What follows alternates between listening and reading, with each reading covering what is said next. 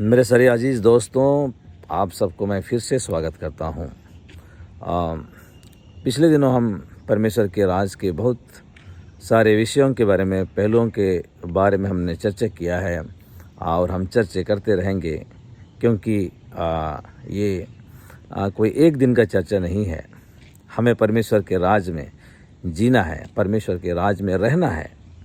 और ये कोई धर्म नहीं है, ये एक देश है। जैसे एक देश में हम सब कोई रहते हैं, ऐसे एक देश जो परमेश्वर ने हमारे लिए बनाया, उस देश में हम रहेंगे। तो परमेश्वर के राज को हम कैसे हासिल कर सकते हैं, परमेश्वर के राज में कैसे हम जी सकते हैं, ये सारी बातों का चर्चा हम करते रहेंगे। जब हम एक देश में रहते हैं, एक समाज में रहते हैं, तो उस देश के या उस समाज के कल्चर को हम जानते हैं। हर एक समाज के अलग अलग कल्चर होते हैं, हर एक स्टेट के अलग अलग कल्चर होते हैं। और हम कहें तो एक देश का एक अलग कल्चर होता है। जैसे हमारे भारतवर्ष का जो कल्चर है, दूसरे कंट्री में वो कल्चर नहीं है। तो और हम उस कल्चर के लिए हम गर्वित होते हैं कि ये हमारा देश का कल्चर है, ये हमारा संस्कृति है।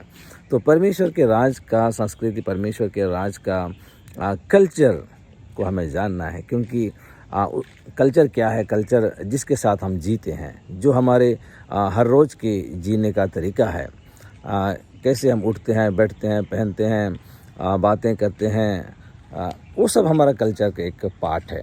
तो कैसे हम परमेश्वर के राज के कल्चर में जिएंगे, ये आज थोड़ा सा हम चर्चा करेंगे। बहुत मेरे लिए ये अहम है, क्योंकि आज जो मैं बातें आपको बताने जा रहा हूँ, ये खुद मैंने अपने जीवन में इसको महसूस किया है, खुद मैंने इसको एक्सपीरियंस किया है कि परमेश्वर के राज का कल्चर क्या है। और इसको मैं अपने अनुभव से आपको बताना चाहता हूँ कि जब तक बहुत सारी बातें ऐसी होती हैं कि हम बुक में पढ़ सकते हैं, दूसरों से जानकारी ले सकते हैं, लेकिन जब हम उन बातों को खुद ही एक्सपीरियंस करें, आप बीती जो कहते हैं, तो उसको समझने में बहुत आसान होता है। आज हम चर्चा कर रहे हैं, एक छोटा सा बात हो सकता है, लेकिन ये बहुत बड़ी बात है, और ये है फॉरगिवनेस, क्षमा करना।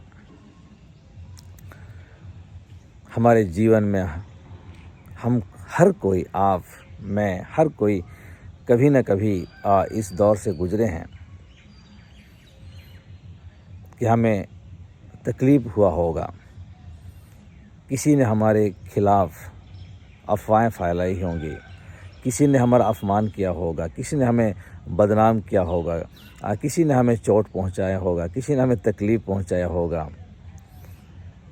जो गुनाह करता है उसको हम गुनहगार कहते हैं।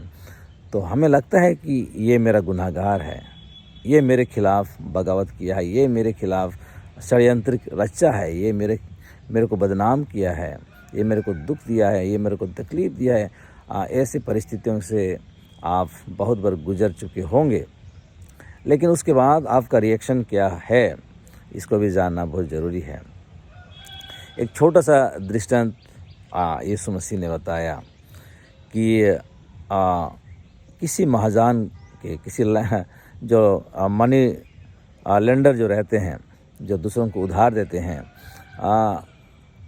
उसके पास कभी 2 इंसान आए थे लोन लेने के लिए।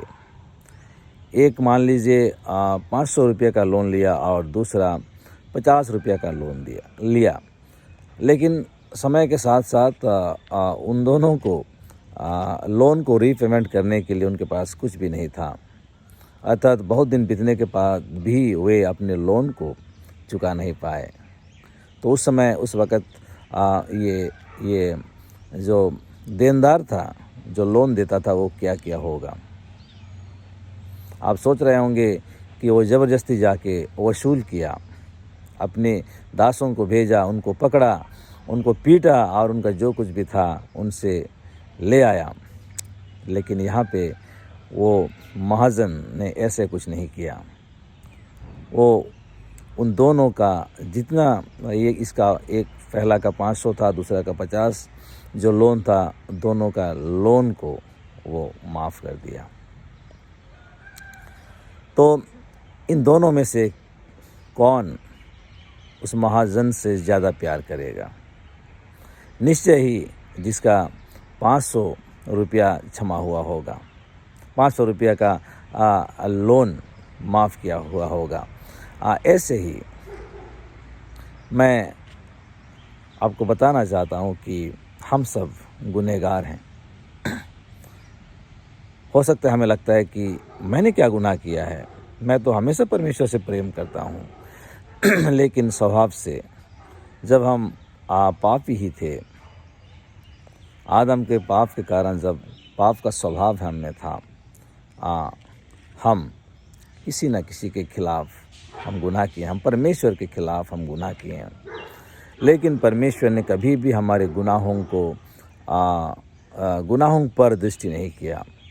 बहुत सुंदर तरीके से लिखा गया है कि परमेश्वर कहते हैं कि मैंने तुम्हारे गुनाहों को पूरब से पश्चिम जितना दूर है उतना दूर कर दिया। पूरब और पश्चिम का मिलन कभी नहीं होता।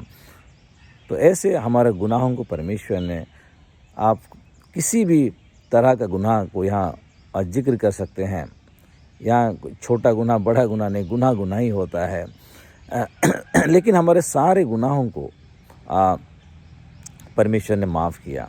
यीशु मसीह ने हमारे गुनाहों को अपने ऊपर ले लिया और हमें पूरा पूरा माफ़ किया और अपने लहू से साफ़ किया। केवल माफ़ नहीं किया परंतु हमारे सारे धब्बों को, अपराधों को, गुनाहों को उन्होंने साफ़ भी किया। आप परमेश्वर कहते हैं कि तुम्हारे पाप चाहे लाल रंग के हों, चाहे अर्गवानी रंग के हों, मैंने उसे हिम के जैसे श्वेत कर दिया है। हम लाल काले अर्गवानी सारे धब्बों से, पाप का धब्बा हम पर था, लेकिन परमेश्वर ने उसको हिम के जैसे श्वेत बनाया। ये है परमेश्वर का प्यार जो वो हमसे बेइंतहा करते हैं और उन्होंने हमारे सारे गुनाहों को माफ़ कर दिया है। लेकिन क्या हम अपने गुनाहगारों को माफ़ कर पाते हैं? जिस व्यक्ति ने आपको चोट पहुंचाया होगा, जिनसे आपको तकलीफ़ हुआ होगा, जिन्होंने आपका अपमान किया होगा, जिन्होंने आपको परेशान किया होगा, क्या उनको आप तक क्षमा किए हैं या आप उनको ना क्षमा करने की बोझ से जी रहे हैं? या यूँ कहें आप किसी ऐसे मौके का इंतज़ार कर रहे हैं जब आपको मौका मिले आप उनसे बदला ले सकें। ये बहुत मुश्किल है। हम कह सकते हैं कि मैंने माफ़ किया, लेकिन अगर आपके मन के किसी अंदर में अगर उनके प्रति अभी भी बैर भाव है, अभी भी गुस्सा का भाव है, अभी भी आप उनसे बदला लेने की सोच रहे हैं, तो ये क्षमा नहीं है। क्षमा अर्थात हमारा पाप जैसे पूर्ण रीति से क्षमा किया गया है। परमेश्वर ने हमें इंस्टॉलमेंट में क्षमा नहीं किया, एक ही बार में उन्होंने हमारे सारे पापों को, गुनाहों को क्षमा कर दिया और हमें माफ़ शुद्ध किया और उन्होंने हमें अपना संतान होने का अधिकार दिया है। यह है परमेश्वर का प्यार, परमेश्वर की क्षमा, परमेश्वर की फॉरगिवनेस। यीशु मसीह जब क्रूस पर चढ़ाए गए या क्रूस से चढ़ाने से पहले जो पकड़ा गए, उसके बाद उनके साथ जो व्यवहार किया गया, अपने लोगों ने उनमें यहूदी थे, फरीसी थे, धर्मयाजक थे, शास्त्री, प्रधान याजक, ये सब कोई अपने लोग, इजरायली लोग, यहूदी लोग, जो अपने लोग जिनको बचाने के लिए यीशु मसीह आए थे, उन्होंने यीशु मसीह के साथ कैसे बर्ताव किया। उन्होंने उनको मारा, पीटा, थूका, उनके गाल पर थप्पड़ मारा और ना जाने कितने क्रूर रीति से और कितने अपमान के साथ उन्होंने उनके साथ व्यवहार किया। लेकिन यीशु मसीह क्या कहते हैं? हे पिता, इन्हें क्षमा कर, हे पिता, इन्हें क्षमा कर, क्योंकि ये नहीं जानते हैं कि ये क्या कर रहे हैं। यीशु मसीह ने ये नहीं कहा कि अभी मैं आकाश से अग्नि वर्षा कर सकता हूँ, और ये मेरे जो विरोध कर रहे हैं, मुझे जो अपमान कर रहे हैं, मेरा जो मजाक उड़ा रहे हैं, उनको अभी मैं जला के भस्म कर दूंगा। ये परमेश्वर का स्वभाव नहीं है। परमेश्वर ने कहा, यीशु मसीह ने कहा कि हे पिता, ये क्या करते हैं, ये नहीं जानते, इन्हें क्षमा कर। जब हमारा सारा गुनाह, हमारा सारा अपराध क्षमा किया गया है, तो क्या हम दूसरों को क्षमा ना करें? हम दुआ करते हैं। हम क्या दुआ करते हैं? हर रोज़ हम दुआ करते हैं, और जिस प्रकार हमने अपने अपराधियों को क्षमा किया है, वैसे ही तू भी हमारे अपराधों को क्षमा कर। ना जाने ये कितनी बार हम दुआ करते हैं कि जैसे हम अपने अपराधियों को क्षमा करते हैं, तू भी हमारे अपराधियों को क्षमा कर। ये एक कंडीशनल होता है कि जैसे हमने अपने अपराधियों को क्षमा किया है, वैसे तू भी हमारे अपराधों को क्षमा कर। अगर आपने अपने अपराधियों को क्षमा नहीं किया, तो कैसे आप क्लेम कर सकते हैं कि मैंने अपने अपराधियों को क्षमा किया है? वैसे परमेश्वर, मेरे अपराधों को तू भी क्षमा कर। ये बहुत डिफ़िकल्ट है। आप कह सकते हैं कि मैं परमेश्वर से प्रेम करता हूँ। आप चर्च जा सकते हैं, चर्च में ये दुआ करते हैं बहुत शीघ्र से। ये जो लॉर्ड्स प्रेयर होता है, हे हमारे पिता तू जो स्वर्ग में है, तेरा नाम पवित्र माना जाए, तेरा राज जाए, तेरी इच्छा जैसे स्वर्ग में वैसे इस पृथ्वी पर पूरी होए। हमारे प्रतिदिन की रोटी आज हमें दे। जैसे हम भी अपने अपराधों को क्षमा करते हैं, वैसे तू भी हमारे अपराधों को क्षमा कर। हमें परीक्षा में ना ला, परंतु बुराई से बचा। ये हम बहुत जितनी जल्दी हो सके हम दुआ करते हैं, लेकिन नहीं जानते कि हम कौन से शब्दों का इस्तेमाल कर रहे हैं। ये कोई रूटीन का कोई चीज़ नहीं है। हम परमेश्वर के सामने इसको डिक्लेयर कर रहे हैं, अनाउंस कर रहे हैं। परमेश्वर को हम बोल रहे हैं कि जैसे मैं अपने अपराधियों को क्षमा करता हूँ। क्या जब आप ये बात को बोल रहे हैं, तब अपने सारे अपराधियों को आपने क्षमा किया है? आपके जीवन में कभी जो आपको सबसे बड़ा चोट पहुंचाया हो, क्या आपने उसे अब तक क्षमा किया है? यीशु मसीह ने बहुत ही सुंदर बात कहा कि किसी ने मंदिर को गया अपना भेंट को लेकर, और मंदिर के वेदी में अपनी भेंट को रखा, लेकिन तब उसको स्मरण आया कि अरे मेरे भाई से मेरा अनबन हुआ है, उसके मन में उसके भाई के प्रति विरोध है, तो वो क्या करेगा? तो यीशु मसीह कहते हैं, अगर यदि तू अपनी भेंट वेदी पर लाए और वहाँ तुझको स्मरण आए कि तेरे भाई के लिए तेरे मन में कुछ विरोध है, तो अपनी भेंट वेदी के सामने छोड़ दे और जाकर अपने भाई से मेल मिलाप कर। पहले परमेश्वर को भेंट चढ़ाना बड़ी बात नहीं है। अगर आपके मन में आपके भाई के प्रति विरोध है, तो पहले अपने भाई के साथ जाकर मेल मिलाप करें, फिर आएँ, फिर परमेश्वर को भेंट लाएं, भेंट चढ़ाएं, तब भेंट स्वीकार की जाएगी। ये बहुत बड़ी बात है क्षमा करना। हमारा गुनाह, हमारा पाप, हमारा अपराध क्षमा किया गया है, तो कैसे हम दूसरों को क्षमा कर सकते हैं?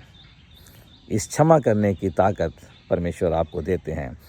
आप अपने सारे गुनाहगारों को क्षमा कर सकते हैं। इसको आजमा के देखें, परमेश्वर आपको ज़रूर मदद करेंगे। परमेश्वर आप सबों को आशीष दें।